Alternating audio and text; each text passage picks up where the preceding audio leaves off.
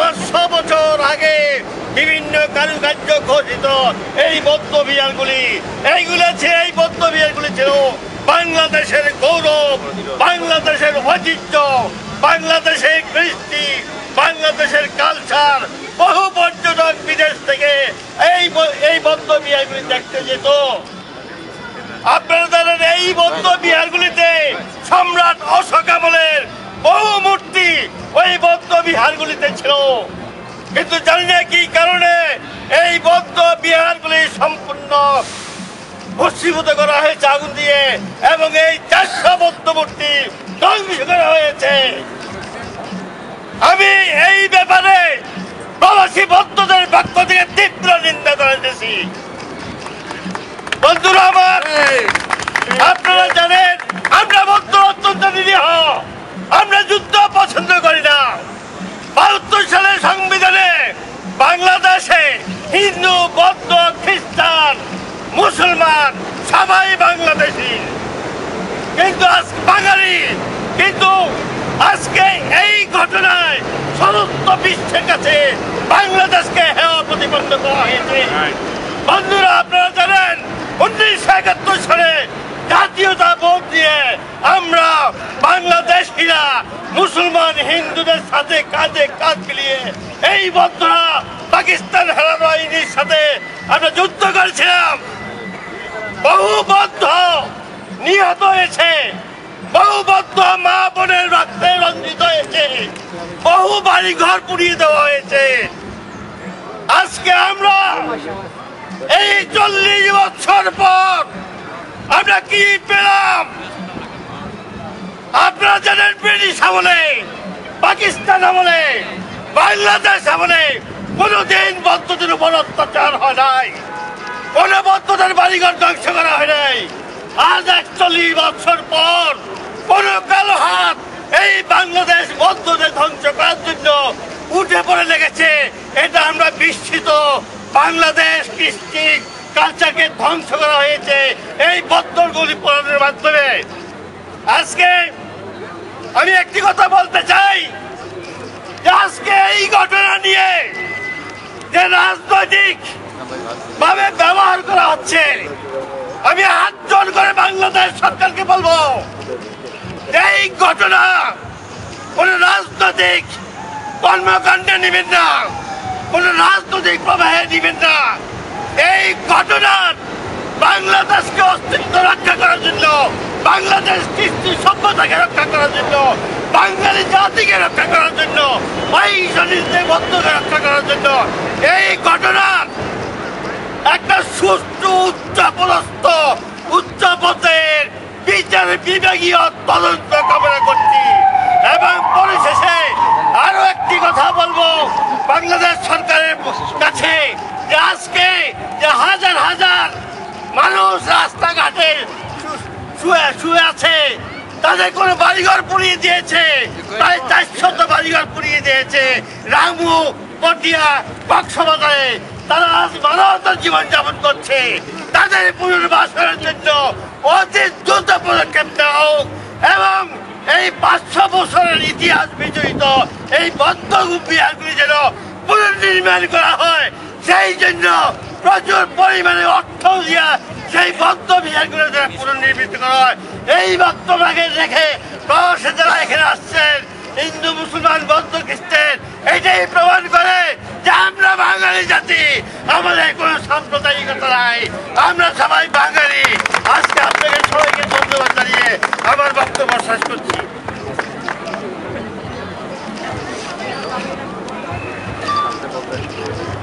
এখন আপনাদের সামনে বক্তব্য রাখবেন ঘাতক দালাল নির্মূল কমিটির সুযোগ্য সহসভাপতি জনাব ফাহিম নাজানুর। আজকে যারা এখানে সমবেত হয়েছেন তারা সবাই জানি যে আমরা যে কারণে আজকে এখানে উপস্থিত হয়েছি, সাম্প্রদায়িক সম্প্রীতি এবং মানবতার কারণে যাতে এটা আরো বৃহৎ আকারে আমরা ছড়িয়ে দিতে পারি, সে কারণেই আজকে আমরা সমবেত হয়েছি এবং একে অপরের প্রতি কাঁধে কাঁধ দিয়ে আমরা এই চলমান নির্মম এবং দুঃখজনক ভবিষ্যতে এই ধরনের কোনো উস্কানিমূলক কাজে সমবেত হয়ে ভিন্ন ধর্মাবলম্বী সহ যারা উস্কানিমূলক কাজে সহায়তা করেছে এবং যারা এই ব্যাপারে অগ্রণী ভূমিকা পালন করে আমাদের স্বাধীনতার বিরুদ্ধে একাত্তরের চেতনা সেই চেতনাকে প্রতিষ্ঠিত করতে চেয়েছে তাদেরকে যথাযথ চিহ্নিত করে এবং ভবিষ্যতে যাতে আর এরকম কোনো কিছু করতে না পারে এবং সব ধর্মের সম্প্রীতি বজায় রেখে এবং স্বাধীনতা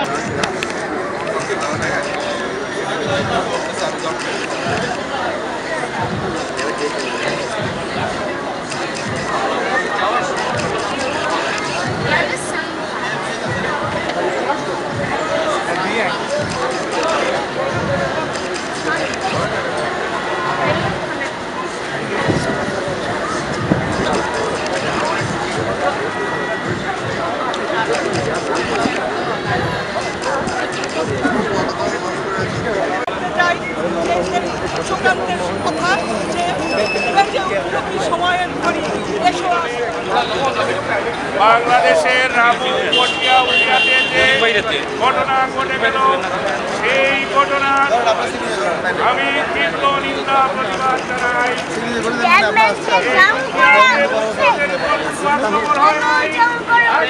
100 বছরেও কোনোদিন মুসলমান হিন্দু বৌদ্ধের মধ্যে মারামারি কাটাকাটি হয়নি, কয়েক হাজার বছর বছর এটা হয়নি। আজ হঠাৎ করে কেন এই ধরনের একটা ঘটনা ঘটলো তার সূক্ষ্মভাবে চিন্তা ভাবনা করে বিবেচনা করতে হবে। আমাদের দেশে এমন কোনো পরিস্থিতি হয়নি যার কারণে বৌদ্ধ ধর্মের উপরে কোন রকম অ্যাটাক হতে পারে। আমার জানা মধ্যে বৌদ্ধ ধর্ম থেকে এমন কেউ কিছু কটাক্ষ করেননি যার কারণে তাদের উপর এইভাবে অ্যাটাক হতে পারে। আল্লাহর কাছে ধর্ম একটাই, সেটা হলো মানবতা ধর্ম। বাংলাদেশ সমস্ত ধর্মকে রিকগনাইজ করে এবং সরকারিভাবে গণতন্ত্রভাবে সমস্ত ধর্মের সবাইকে প্রোটেক্ট করে। বাংলাদেশের যে কোনো সরকার, আজকের সরকার বা যে কোনো সরকারের এই প্রধান দায়িত্ব হলো তার নাগরিকদের নিরাপত্তা বিধান করা। এই সরকার ব্যর্থ হয়েছে আমাদের নাগরিকদের নিরাপত্তা বিধান দেওয়া। আমি এটার তীব্র নিন্দা জানাই এবং আমি এর সাথে বলতে চাই বাংলাদেশের হিস্টোরিক্যালি ঐতিহাসিকভাবে মুসলমান, বৌদ্ধ, হিন্দু, খ্রিস্টান সবসময় এক ছিল, আগামীতে এক থাকবে এবং বাংলাদেশের নিরাপত্তা সার্বভৌমতার উপরে যারাই এই কনস্পিরেসি বা ষড়যন্ত্র করে আমাদের মধ্যে বিভেদ এবং বিভাগ সৃষ্টি করে এই দেশ থেকে দখল করতে চায়, কাবু করতে চায়, পদানত করতে চায়, আমরা একত্র হয়ে মুসলমান, বৌদ্ধ, খ্রিস্টান, হিন্দু সব জাতির ঊর্ধ্বে থেকে আমরা এটা প্রতিহত করবো এবং বাংলাদেশের নিরাপত্তা এবং সার্বভৌমত্ব রক্ষা করে থাকবো ইনশাআল্লাহ। আমরা বাংলাদেশি যারা এই দেশে আছি, হিন্দু, বৌদ্ধ, মুসলমান সবাই মিলে, এমনকি যারা ধর্ম বিশ্বাস করেন না তারাও মিলে, সবাই মিলে আমরা এই সরকারের কাছে দাবি জানাবো প্রয়োজনে ইন্টারন্যাশনাল আমরা চাই এটার অনুসন্ধান করা হোক এবং এর পিছনে কি কাজ করেছে সেটা আমরা জানতে চাই। সুতরাং ইন্টারন্যাশনাল তদন্ত হোক এবং ন্যাশনাল তদন্ত হোক নিরপেক্ষভাবে এবং যারা দোষী তাদেরকে সর্বোচ্চ শাস্তি বিধান করা হোক, এই দাবি জানিয়ে ইতিহাসে আমরা কখনো এই জাতীয় একটা ঘটনা কল্পনাও করতে পারি। ঘটনাটা কেন হয়েছে তার বিভিন্ন অ্যাঙ্গেলের বর্ণনা আপনারা পেয়েছেন সব পত্রপত্রিকা। কেউ কেউ মনের মাধুরী বিয়েকে রাজনীতি এনেছে, কেউ কেউ আন্তর্জাতিক ষড়যন্ত্র এনেছে, কেউ কেউ সম্পত্তির লোভ এনেছে, সব কিছু হয়েছে। এখন আমি যেটা বলতে পারি সেটা হচ্ছে আমার ব্যক্তিগত ধারণা। আমি নিজে প্রথম আলো পত্রিকার পক্ষ হয়ে আমি নিজে ওই সমস্ত অঞ্চল ঘুরে বেরিয়েছি অনেক দিন। আমি বৌদ্ধ পাড়ার ভিতর দিয়ে তাদের রান্না করা দুই ঘরের মাঝখানে চিনবার মধ্য দিয়ে পর্যন্ত আমি হেঁটেছি। আমি আপনাদেরকে শপথ করে বলতে পারি, বৌদ্ধদের মতো এত শান্তিপ্রিয় মানুষ আমার জীবনে আমি দেখিনি। এইটা গেল আমার অভিজ্ঞতার কথা। আর আমার ছোটবেলা আমি যা পড়েছি, আমি রাজপুত্র সিদ্ধার্থের গল্প পড়েছি। সিংহাসন ত্যাগ করে কেবলমাত্র মানবের মুক্তির জন্য চিন্তা করতে একজন রাজপুত্র তার রাজ্য, তার সুখ সমাজস্থিতি ত্যাগ করে পথে নেমেছিলেন। পথে পথে নেমেছেন, গাছের তলায় বসে দীর্ঘকাল ধ্যান করে উনি যে সিদ্ধান্ত পৌঁছেছেন, সেই সিদ্ধান্ত কোনো আসমান থেকে নামেনি। সেই সিদ্ধান্ত মানবিক চিন্তা। কি সেই চিন্তা? আত্মার নীতির কথা বলেছে, তোমরা এই আত্মা জিনিস মেনে চলবে, জীবন শান্তিতে ভরে যাবে। ওই শান্তির চর্চা করেছে এই গেরুয়া বসনধারী মানুষগুলো। কি সেই শান্তি? অহিংসা পরম্পরা। নিজের ভিতর লোভ লালসা হত্যা করো, পরধনের লোভ ত্যাগ করো। কি মহান মানবিক শিক্ষা এই ধর্ম! এই ধর্ম পৃথিবীর যেখানে যাক না কেন, যে কোনো পরিবেশে থাক না কেন, এই ধর্ম হচ্ছে প্রকৃত শান্তির ধর্ম। সুতরাং এই ধর্মের লোকগুলো উপরে আমি যদি হঠাৎ করে রাতের অন্ধকারে তাদের ঘর বাড়ি জ্বালিয়ে দেই, আপনাকে ধরে নিতে হবে যারা এই কাজটা করেছে তারা শান্তির শত্রু। শান্তির শত্রু মানে হচ্ছে মানবতার শত্রু। দুইটা বিশ্বযুদ্ধে সমস্ত পৃথিবীর মানুষের ঘর সংসার তছনছ করে আমরা ইউনাইটেড নেশন স্থাপন করেছি কেবলমাত্র শান্তির প্রতিষ্ঠার জন্য। সেই শান্তির ওরা যে মানুষগুলো তাদের জীবন উপেটা বাংলাদেশের ওই প্রেক্ষিতে হওয়া মানে এটা বিশাল একটা ষড়যন্ত্র। আমার গলা কেটে বললো আমি বলবো না, এটা বন্ধুত্ব ঠাট্টা করছে। দুটা চারটিয়া পোয়া চারটিয়া রকম বসি বন্ধু থেকে বলছে ওটা কোনো বেলা জব্দ করবো। হ্যাঁ, এই জব্দ করতে গিয়ে যদি কোরআনের উপর তার পায়ের ছাপ দিয়ে একটা ফেসবুকে একটা ছবি দিয়ে দেয়, এইটা কেবল বন্ধুত্ব দোস্তানি ব্যাপার না। আর আমরা পত্রপত্রিকায় যা বললাম, ওই দোস্তদের মধ্যে ভেদাল ছিল এবং সে ভেদালটা কারা করেছে আমরা জানি। ফেসবুক থেকে ডাউনলোড করে এটা দিলে যে একটা পেট্রোল ঢেলে দিয়ে একটা ম্যাচের কাটি দিলে যাওয়া হবে, ওই মানে তো জানতো। সুতরাং আমি আপনাদের আহ্বান করবো, আমাদের বন্ধুদের যা ক্ষয়ক্ষতি হয়েছে, বাংলাদেশ সরকার আমি অত্যন্ত খুশি হলাম সামরিক বাহিনী দিয়ে তাদের ঘরবার জন্য ঠিক করছে। এটা আমাদের জন্য আনন্দের কথা।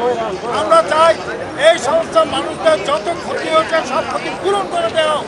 সঙ্গে সঙ্গে আমরা এইটাও দাবি করি যে যারা এটা করেছে তাদেরকে দৃষ্টান্তমূলক শাস্তি দিতে হবে, কারণ তারা বাংলাদেশের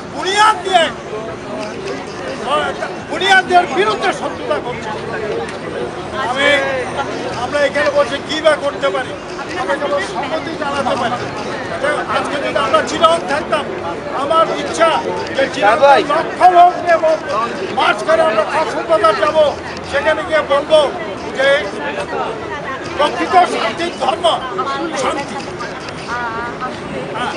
আমরা অসাম্প্রদায়িকভাবে বসবাস করি, সেখানে যারা বিভিন্নভাবে এইভাবে যে অপশক্তিগুলো আমাদের দেশকে, আমাদের দেশের জাতিকে নির্মূল করতে চায়, আমরা তাদের প্রতিবাদ করি। আমরা কঠোরভাবে প্রতিবাদ জানাই। এই ঘটনার সাথে যারা জড়িত, সরকার এবং সরকারের সাথে সংশ্লিষ্ট ব্যক্তিবর্গ তাদেরকে খুঁজে বের করবেন, তাদেরকে আমাকে নিচ্ছেন এবং যেখানে হয়েছে, যেই মা বোনের ইজ্জত সেখানে নষ্ট হয়েছে, যেই ঘর বাড়ি পুড়ে ধ্বংস করা হয়েছে, সেগুলোকে পূরণ করা হবে। যতক্ষণ পর্যন্ত সেগুলি পূরণ না করা হবে আমাদের এই সংগ্রাম অবিরাম চলবে। আমরা সরকারের বিরুদ্ধে না, আমরা কারো বিরুদ্ধে না, আমরা সমস্ত মানবতার পক্ষে। আমরা বাংলাদেশের এই নিরীহ জনগোষ্ঠী প্রতিষ্ঠান, এই নিরীহ মানুষের উপরে যারা আক্রমণ করেছে, তাদেরকে যারা হাজার বছর ধরে তারা নিরীহ ছিল আমাদের দেশে, হাজার বছরের এই রত্ন যারা নষ্ট করেছে, আমরা তাদের দৃষ্টান্তমূলক শাস্তি চাই এবং আমরা সবাই সম্মিলিতভাবে এটা শাস্তি চাই। পৃথিবীর যেখানে থাকি, যেখানেই আছি, সমস্ত বাঙালিরা আমরা এক হয়ে এটার প্রতিবাদ করি। আপনাদের সবাই